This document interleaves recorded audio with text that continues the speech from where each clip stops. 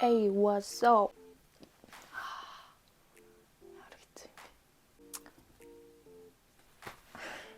Одоо YouTube бичлэг хийсэн чинь 14 15 subscribe болсон байна одоо. Одоо хийх байгаа бичлэг маань болохоор арагшин видео байгаа. Лизагийн шинээр цацагдсан дуу байгаа. Хамгийн дуртай артист бол Doja Cat. Жохон сонирхолтой. Anyways, сонсч үзье. 시작. If you try just a little more times, I would have made you a believer. Would have shown you what it's like every single night. And the cuts up down like shades on. And I just broke up with my man like one X in the passenger seat 'cause I'm done. Down, rude boy, get your foot up on my dash. Got all the receipts to my business, moving like a bit of heartbreak. A little bit of how could you do that?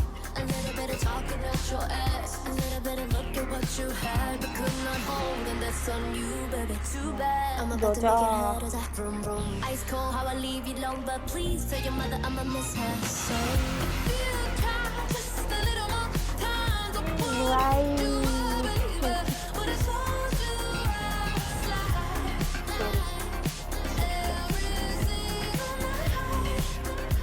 to be born again, baby, to be born again. You stay just a little few nights. I could have made you pray to Jesus when He showed you to the light. 시네마 같아. Every single night. To be born again, baby, to be born again. Non-believer, you bitten from the fruit but can't give back.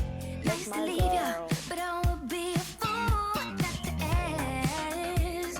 Do your words and gospel do you now? Sexy man. Keeping you strong, choosing to carry on after one. Too many lies won't be wrong. So set your pop tags on my shopping spree. Stay mad when I show them all the long receipts. They laugh at you, crash out like a comedy. I can't be a sugar mom, get a job for me. Said, well, let go. Let me live happily forever after more. I hope you learn something from a little fiasco. You played the game smart, letting little me pass go. If you try just a little more time, so what to make you a believer? Would it show you what it's like? Every 아담이 single 이랬어. to be born again, baby, to be born again. If you stay just another few nights, I could have made you pray to Jesus. Would have sold you to the light. Every single night. To be born again, baby, to be born again. Cinnamon away, I'm getting rid of him. I'm only gonna make you need religion at the minimum. And I'ma do it diligent, I'm looking for a synonym. I'm trying to find a words to tell him I ain't even feeling this. That love will never be deficient in. But see, you could wake up and take me like a vitamin. I learned the hard way to let go now and save my soul. You try just a little more time, so what to make you a believer? Would it show you what it's like? Every single night. To be born again, baby, to be born again. You stay just a little few nights. I could have made you pray to Jesus. Would have showed you to the light. Every single 이거 봐라. to be born again, baby, to be born again. Baby, baby, to be born again. To be born again, baby, to be born again. To be born, oh baby, baby, to be born again. To be born again, baby, to be born again. Мьюзик видеогийнхэн талаар чадах ятгаараа тайлбарлая. Энд чинь ингэж сегментээр ингээ өөр юм биш. Би одоо ингээ тэгээ бүгдийн тайлбарлаж чадах юм уу? Тухтайхан шиг үзье. Тухтайхан шиг үзэхлээр ер нь ингээ айгүй их олон юм гарч ирдэ штэ. Энэ яг баттай байж чадах уу? Нотлогоо нь байна уу? I'm sorry, my English is not Englishing. NTC Пэ. Энэ дуу нь болохоор ерөнхийдөө бол ингээ хайрын дахин төрөлт. За ямар ч тач эхний хэсэг дээр гардаг нь болохоор гурал хар хувцастай ингээд буудан дээр суучихсан ингээд байжсэн шүү дээ. Тэр нь юуг илэрхийлж байгаа вэ гэхлээр game over. Одоо хайр байхгүй.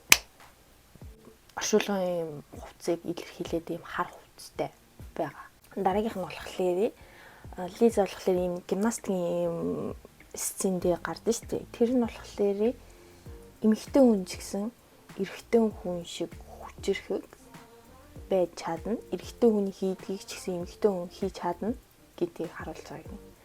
Яг нь зарим эмэгтэйчүүд чадахгүй ч гэсэн чаддаг эмэгтэйчүүд байгаа шүү гэдгийг харуулж байгаа юм байна. Тэгээд нэг юм медаль хийсэн шүү дээ. Медален дээр нэг ямар ч нэгэн тийм бичиггүй тэгээд нэг жоохон нэг тийм зэвэрсэн юм шиг харагдчихсэн шүү дээ. Тэр нь болохоор ингээ хэдий тийм амар тийм гоё чадварлаг хийж чаддаг эмэгтэйчүүд байсан ч гэсэн хүмүүст ингэж анзаарэгддэг үл тоомсорлогддог болохыг ямар нэгэн тэмдэггүй медалаар ингэж зүйрлж байгаа юм байна. Энэ аягүй их сонирхолтой зөө. Уусаа сая үзэхэд локейшны тоонууд исэн шүү дээ. Уртраг өргөрөхтэй тэр тоонуудынх нь учир нь болохоор хайгаад үзэх юм бол Massachusetts Salem гэдэг газрыг ингээд байршлын зааж байгаа юм байна. Тэр газар нь болохоор ийм 1691 онд шулмын зан үйл хийжсэн Salem гэдэг газар юм байна. Шулмын зан үйл гэхээс шулмнуудыг устгадаг гэх юм уу? Тийм зан үйл хийжсэн юм байна. Мэдлэг оюун ухаантай тийм эмэгтэйчүүдийг ерөнхийдөө бол тэр газарт шатааж одоо нэг Doja Cat ингэсэн байсан шүү дээ. Ингэж байгаа нэг рэп хийгээдсэн шүү дээ. Тэр хэсэг дээр болохоор яг Doja Cat вич байгаа байхгүй. Энэ болохоор ерөнхийдөө бол түүхэн үйл явдал гэж явдаг юм байна. Бие даасан, ухаалаг, мэдлэг оюун ухаантай тийм эмэгтэйчүүдийг ерөнхийдөө шулам гэж үздэг. Тэр үед ингээ эрэгтэй хүнээс илүү мэдж байгаа, илүү хараатай, илүү зоригтой ч юм эсвэл илүү хүчтэй, илүү ухаантай тийм эмэгтэйчүүдийг болохоор шулам гэж үзээд шудраг бусаар цаазалдаг гэх юм уу? Тийм үйл явдал болдог гэсэн юм. Тэрийг болохоор хэсэг дээр харуулж байгаа юм байна. Хэд нэг локейшн байна. Адам Евагийн цэцэрлэг. Лиза нөгөө нэг ингээд амар гоё ингээд ингэсэн уруу харцсан модтой хэсэг байсан шүү дээ. Адам Евагийн тийм түүхэн дээр болохоор Ив анх алим аваад тэгээд Адамд өгсөн гэж гардаг шүү дээ. Тэрүүгээр ингээд төсөөлүүлсэн мэн. Вау! Адамаас илүү Ивыг хүмүүс ингээд буруутгадаг. Ягаад тэгэхээр тэр алимыг эзнэрээ хүн гин нүгэлтэй болсон гэж тооцогддог байхгүй юу? Тийм болохоор эрэгтэй эмэгтэй хүнээс болж гин нүгэлтэй болсон гэж буруутгадаг гэдэг хэсгийг энэ хэсэг дээрээс харуулсан байна. Дараагийн локейшн нь болохоор 1492 оны Jane d'Arc 17 настай охин Францын эрх чөлөөний төлөө тулалдаж ийм ялсан үйл явдлыг ингэж харуулж байгаа юм л да. 100 жилийн үргэлжилж исэн тэр дайнд тэр охин болохоор ялсан юм. Ингээд гурлаа ингэж нэг тийм юм хоёрын үеигтэй ингээд цогцсон шүү дээ, авир сүртэй. Тэр хэсгийг ингээд харуулж байгаа юм байна. Тэгээд энийг хэсгэрээ ч гэсэн ингээд эмэгтэй хүн ч гэсэн те ингээд эрэгтэйчүүдийн хийж чадаагүй 100 жил хийж чадаагүй зүйлийг 17 настай охин хийж чадсан шүү гэдгийг бас ингэж харуулж байгаа. Ийм лидершип те тэрийг бас ингэ харуулж байгаа юм байна. Дараагийнх нь сегмент нь болохоор тэр нөө локейшн нь болохоор 1939 оны Манхэттен, Америкийн Манхэттенг харуулж ирсэн юм байна. Ингээд юуг нь локейшнийг ингээд бичээд харах юм бол Манхэттен гэж гарч ирэх юм байна. Тэр түүх нь болохоор Африк Америк гаралтай. Африк Америк гэхэлэр мэдээж хар арьстай эмэгтэй талаарх түүх байгаа. Мария Андерсон гэдэг Африк Америк гаралтай улс төрчл гэж одоо ойлгож байна да би.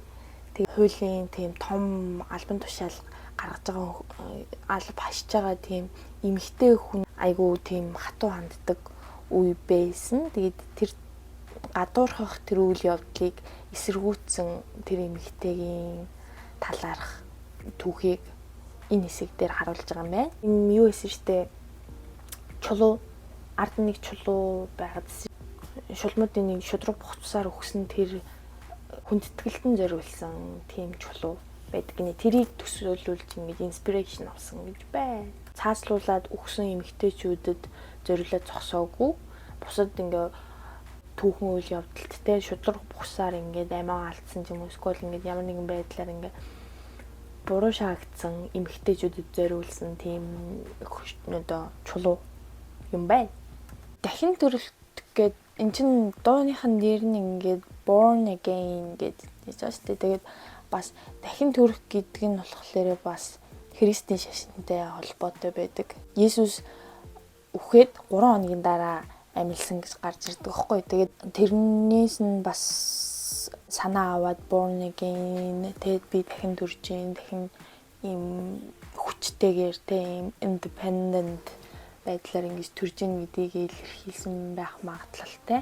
Энэ дуу болохоор яг Христийн шашинтай ер нь бол холбоотой гэж айгүй хүмүүс үзэж байгаа. Тэгтээ тайлж байгаа тийм бас хүмүүс байгаа. Гэтэ миний бодлоор болохоор Jesus гэл дуулаад байгаа юм чинь бодвол холих шаардлага байна уу? Тэгээд дээрэс нь ер нь тэр witchcraft гэдэг зүйл чинь бас Христийн тал дээр л айгүйх гарч ирдэг. Яг дундуур нь ингээ айгүй олон тийм түүхүүд холилдож байгаа л да. Тэгээд ингээл эрх чөлөөний талаарх, дайны талаарх, тэгэл бурхтын талаарх, тэгээ Адам Евагийн талаарх хүртэл ингээ гарч ирж байгаа шүү дээ. Born Again гэдэг энэ дуу нь болохоор зүгээр л нэг дуу биш. Зүгээр л ингээд сонсоод гоё юм аа гэд өнгөрөх дуу бас биш. Түүхэн үйл явдалд гард байсан эмэгтэйчүүдэд зориулсан. Ямар их төсвөр төвчээртэй бие даасан мундаг эмэгтэйчүүд байсан бэ гэдгийн тэр түүхэн үйл явдалд бас ингээд зориулсан гэж байна. Таамаглал нь болохоор энэ дуу Born Again гэдэг дуу болохоор эмэгтэйчүүдийн дараагийн сүлт дуу болох магадaltaй гэж дүгнэгдсэн байна. Ямар мундаг юм те ийм юм хий гэж сэтгэж бодож идэг. Ямар мундаг юм маань.